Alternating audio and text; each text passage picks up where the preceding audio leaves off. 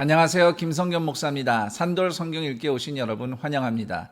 오늘은 역대상 10장에서 12장까지의 내용 살펴보도록 하겠습니다.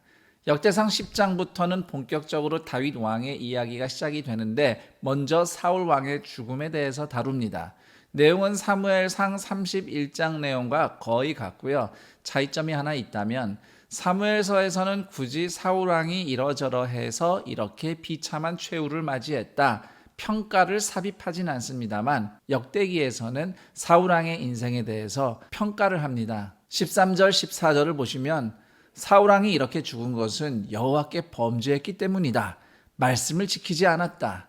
신접한 자에게 가르치기를 청했다. 이런 이유로 그가 멸망당할 수밖에 없었다고 설명하고 있습니다. 그리고 추가로 하나님이 그 나라를 이새의 아들 다윗에게 넘겨주셨다 명시하고 있어요.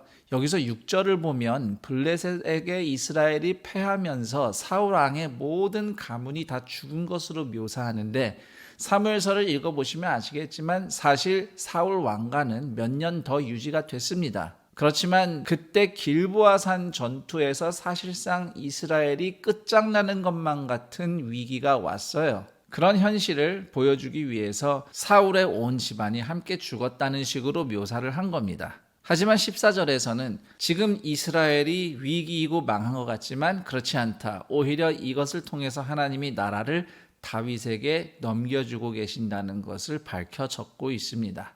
11장으로 가면 이스라엘 왕위에 오르는 다윗 이야기와 다윗의 용사들을 소개하고 있어요.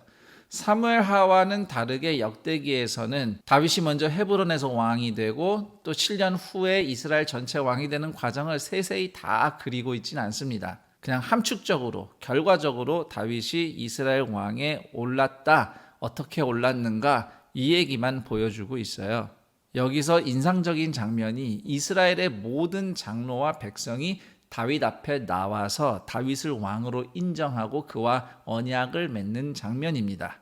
역대기가 기록되었던 포로기 당시에는 사실 남아있는 이스라엘 백성이 얼마 없었죠. 북이스라엘 지파들은 거의 찾아볼 수가 없고 유다 백성만 좀 남아있는 상황에서 역대상 11장의 기록처럼 그때 그 시절 다윗 왕이 즉위할 때처럼 왕 앞에 모든 백성이 함께 모일 것이다 라는 이 메시아적 비전, 즉 하나님 나라가 회복될 비전이 예수님의 십자가를 통해서 이루어진 겁니다.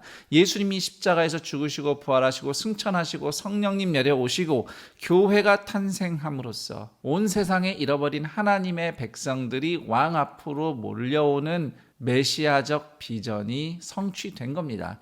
유대인이나 헬라인이나 어떠한 출신 배경이든지 누구나 예수님 앞으로 나와서 하나님의 백성으로 거듭나는 역사가 이루어진 것입니다. 그리고 이 비전이 미래에도 또 이루어질 거예요. 요한계시록 7장을 보면 이스라엘 12지파뿐만 아니라 전 세계 각 나라에서 하나님이 부르시는 사람들이 어린 양 예수 그리스도 왕이신 예수님 앞으로 나올 겁니다. 그리고 함께 하나님을 찬양할 겁니다. 이 미래가 다윗 왕의 즉위식에 이미 담겨 있는 겁니다. 이렇게 역대상 11장과 요한계시록 7장을 같이 들여다봄으로써 이미 거기서 시작된 메시아 하나님 나라 회복의 비전이 어떻게 성경을 관통하고 있는지 확인해 볼 수 있습니다. 그리고 한 가지 더 볼 것은 2절에서 이스라엘 왕이 목자다, 주관자다 이렇게 묘사되고 있는데 목자는 기본적으로 양떼 주인이 고용한 목자 일꾼을 얘기합니다. 그러니까 여기서 목자는 주인은 아니에요. 일꾼이에요. 그리고 주권자라는 말, 히브리어로 나기드라는 말은 주인을 의미하진 않고요. 대신 책임지고 지휘하는 리더, 지휘관을 가리키는 단어라고 하겠습니다. 이것이 이스라엘 왕이 결코 주인이 아니라는 것을 보여주는 증거예요. 주인은 하나님이셔요. 이스라엘 왕은 목자 내지는 나기드, 책임지는 지휘관일 뿐입니다. 그런데 장차 오실 메시아는 목자이며 지휘관인 동시에 또 주인이십니다. 그러면 이 메시아는 사람일 수가 없어요. 사람이 하나님 나라의 주인이 될 수는 없기 때문이죠. 그렇기 때문에 메시아는 사람이 아닌 하나님의 아들이셔야 하는 겁니다. 바로 그분이 예수 그리스도이십니다. 이제 12장으로 넘어가면 계속해서 다윗의 용사들에 대한 이야기가 기록되어 있습니다.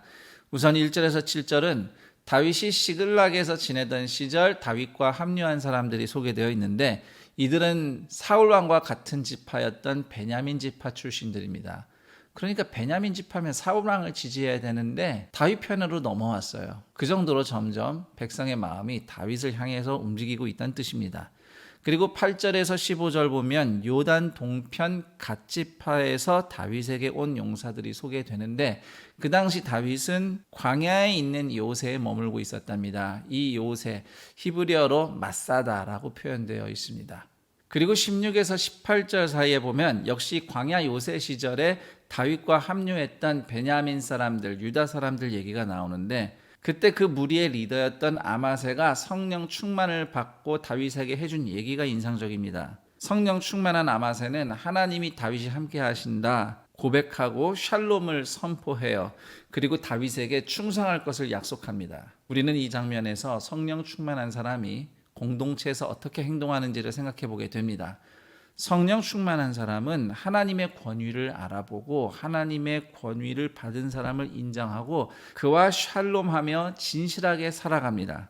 만일 성령 충만하다고 하면서 정작 자기 권위와 자기 생각을 주장하고 하나님의 권위와 오히려 충돌하면 그건 성령 충만의 모습이라고 할 수 없습니다. 성령 충만한 성도는 받은 은혜로 자기 자신을 내세우는 데 사용하지 않습니다. 이제 23절에서 40절을 보면 다윗이 이스라엘 왕위에 오를 때 다윗 앞에 나온 이스라엘 용사들을 소개해주고 있어요. 여기서 흥미로운 점 하나는 그 용사들 목록 한가운데 레위 지파 용사들이 있다는 겁니다. 우리는 레위 지파라고 하면 제사장으로 봉직한다든지 또는 성전을 섬기는 역할만 하는 걸로 생각하는데, 레위 지파에도 용사는 있었다는 거죠.